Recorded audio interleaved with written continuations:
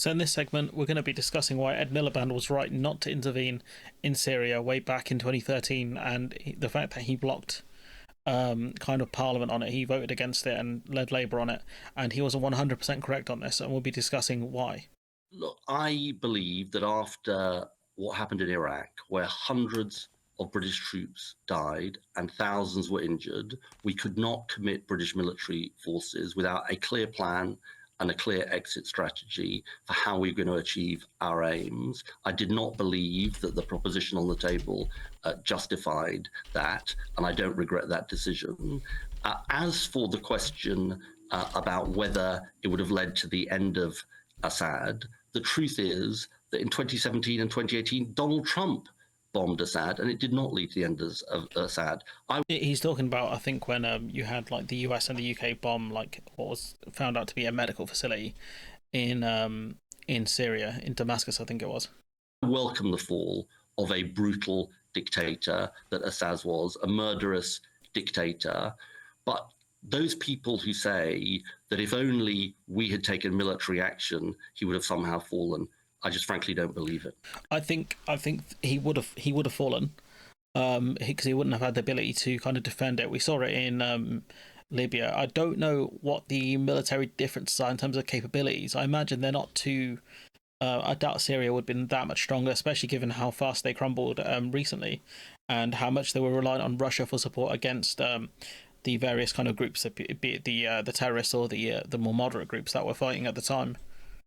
It's a tough question to ask you, but I think a fair one. We heard from Jeremy Bowen with relatives in Damascus at a mortuary searching for the estimated 130,000 missing, a euphemism for people who were slaughtered, tortured by President Assad.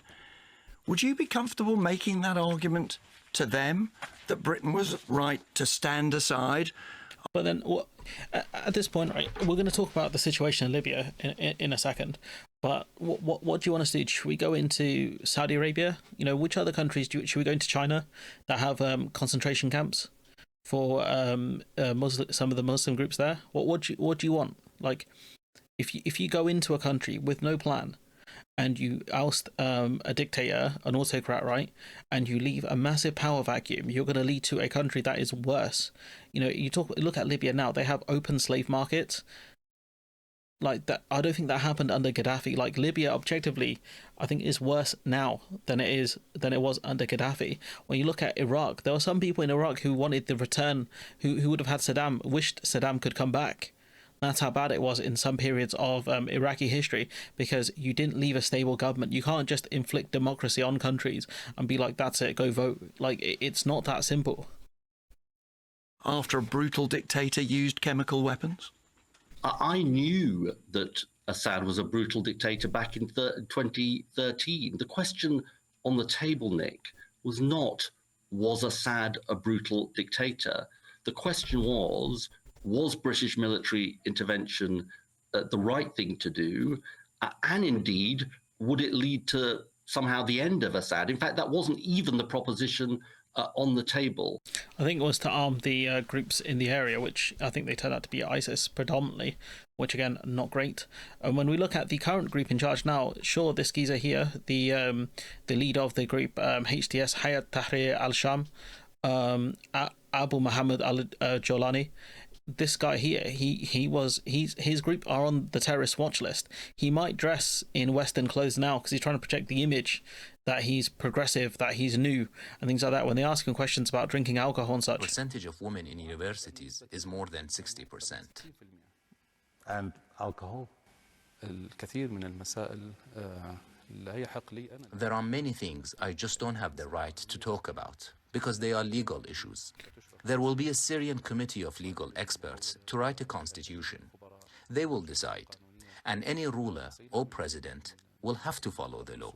So this guy's obviously going to push himself as the next leader, you know, in kind of however democratic these elections are, and he's calling for HTS to be delisted as a terrorist organization.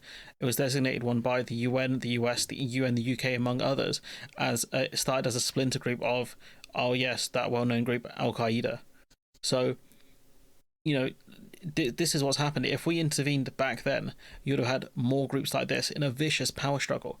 You look at the situation in Libya now; it's crazy. You know, this military intervention was in 2011, so 2 years before this vote that Ed Miliband got maligned for, right? You had the situation in Libya.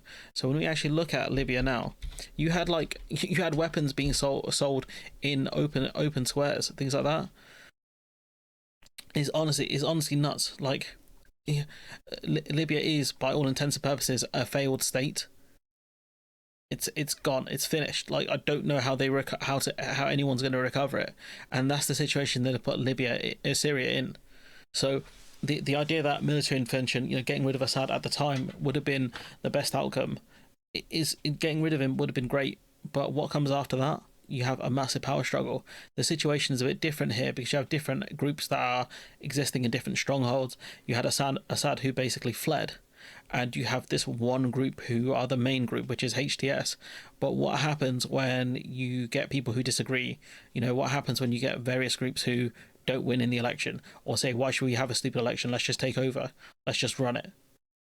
Syria is in a very vulnerable position right now, especially when you still have the Israelis kind of bombing areas of Syria. Like, they were attacking bits of Damascus. It was crazy.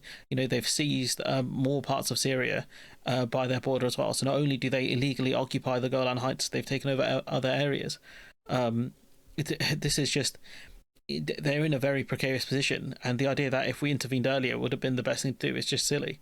There's no way. First of all, there's no way you could know that, and second of all, history tells us that Western interventions in the Middle East don't really go well, not at all. So we're gonna have to wait and see what happens with this group. This guy here, he's gonna be desperate for all the sanctions to be lifted off Syria in order to get a massive boost. But ultimately, there is a reason why his group were on the list.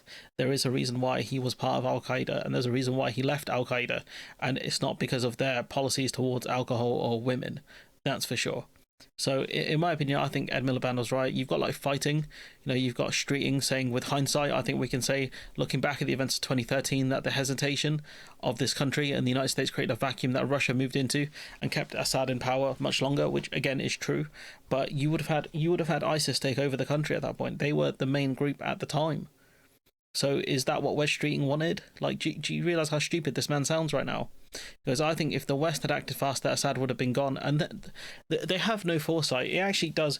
When people say, what is Labour strategy, right? They would have gone in there and then they would have taken out Assad, and then what? They have no idea. Would that have led to a better Syria? I don't know. We know from our own foreign policy history that inaction is a choice, but so is action. And we've seen in other cases like Libya that it did not lead to a better future. So this guy, West Street, writing the most pointless 2 paragraphs in the history of the game here. Honestly, what was the point of this? It's so stupid. But here you got Infying. Here's criticising Ed Miliband. Ed Miliband, who's a much better politician and a much better human being than West Street will ever be. He'd be lucky to be half the man Ed Miliband is. I hate this guy so much, man. West Street. But anyways, I'm gonna leave it there. Let me know what you think in the comments below. Like, comment, share, subscribe. Ed Miliband was right on this one, and I'll catch you in the next one.